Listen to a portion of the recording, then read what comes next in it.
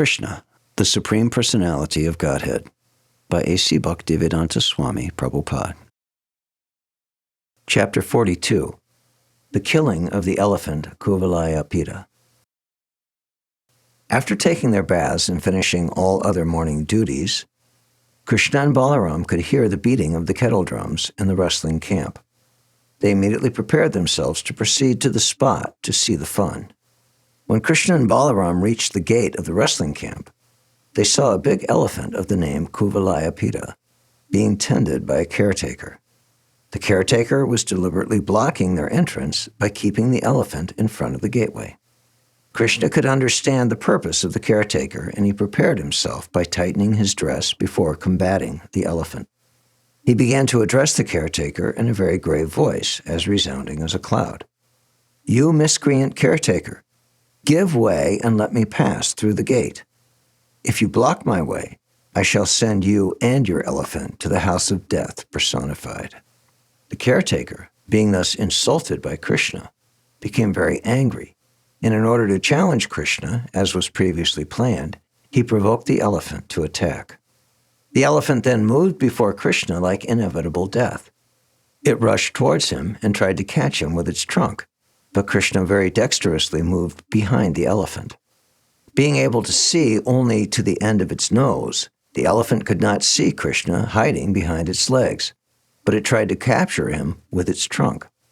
Krishna again very quickly escaped capture, and he again ran behind the elephant and caught its tail.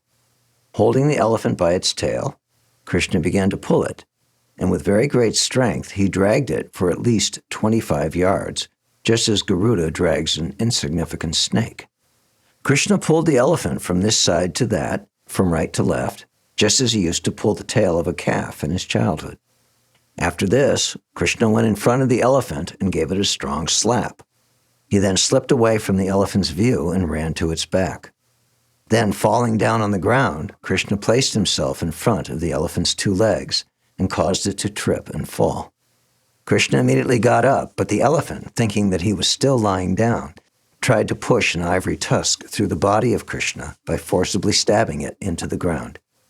Although the elephant was harassed and angry, the caretaker riding on its head tried to provoke it further. The elephant then rushed madly towards Krishna. As soon as it came within reach, Krishna caught hold of the trunk and pulled the elephant down.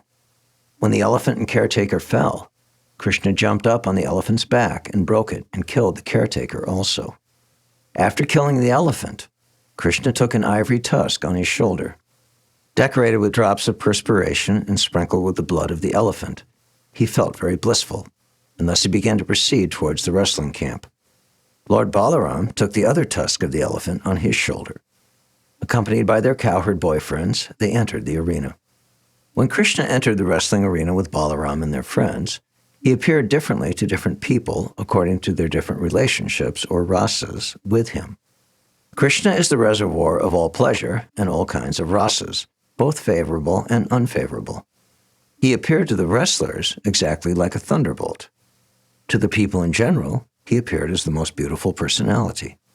To the females, he appeared to be the most attractive male, Cupid personified, and thus increased their lust. The cowherd men who were present there looked upon Krishna as their own kinsman, coming from the same village of Vrindavan. The Kshatriya kings who were present saw him as the strongest ruler. To the parents of Krishna, Nanda and Yashoda, he appeared to be the most loving child. To Kamsa, the king of the Bhoja dynasty, he appeared to be death personified. To the unintelligent, he appeared to be an incapable personality. To the yogis present, he appeared to be the supersoul. To the members of the Vrishni dynasty, he appeared to be the most celebrated descendant. Thus appreciated differently by different kinds of men present, Krishna entered the wrestling arena with Balaram and his cowherd boyfriends. Having heard that Krishna had already killed the elephant Kuvalayāpīḍa, Kamsa knew beyond doubt that Krishna was formidable. He thus became very much afraid of him. Krishna and Balaram had long hands. They were beautifully dressed, and they were attractive to all the people assembled there. They were dressed as if they were going to act on a dramatic stage, and they drew the attention of all people. The citizens of Mathura city who saw Krishna, the Supreme Personality of Godhead, became very pleased and began to look on his face with insatiable glances, as if they were drinking the nectar of heaven. Seeing Krishna gave them so much pleasure that it appeared that they were not only drinking the nectar of seeing his face, but were smelling the aroma and licking up the taste of his body, and were embracing him and Balaram with their arms. They began to talk among themselves about the two transcendental brothers. For a long time they had heard of the beauty and activities of Krishna and Balaram, but now they were personally seeing them face to face. They thought that Krishna and Balaram were two plenary incarnations of the Supreme Personality of Godhead, Narayan, who had appeared in Vrindavan.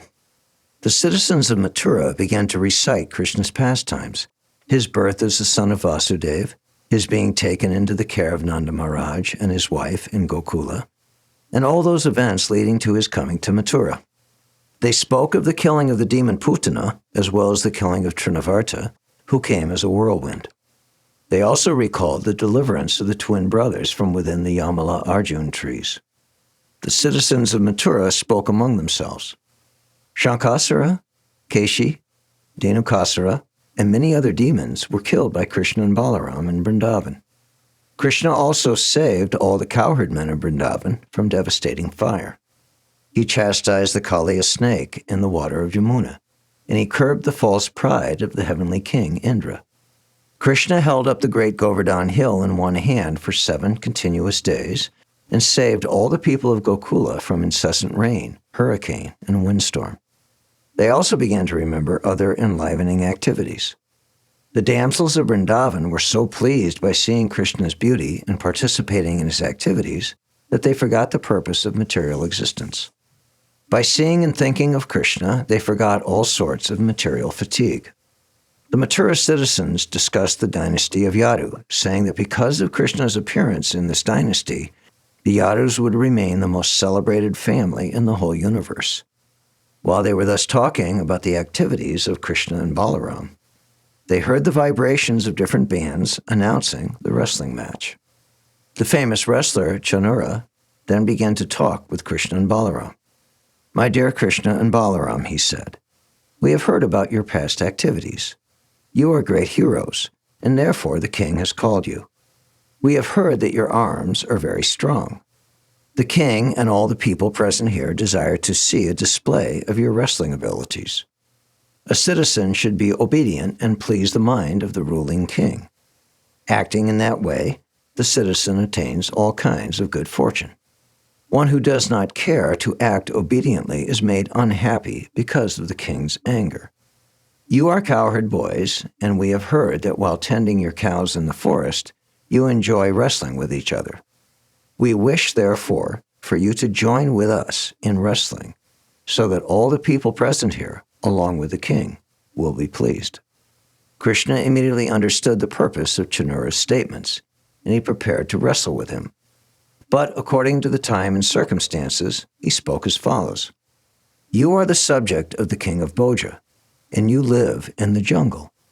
We are also indirectly his subjects, and we try to please him as far as possible.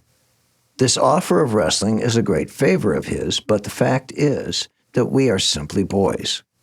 We sometimes play in the forest of Vrindavan with our friends who are our own age.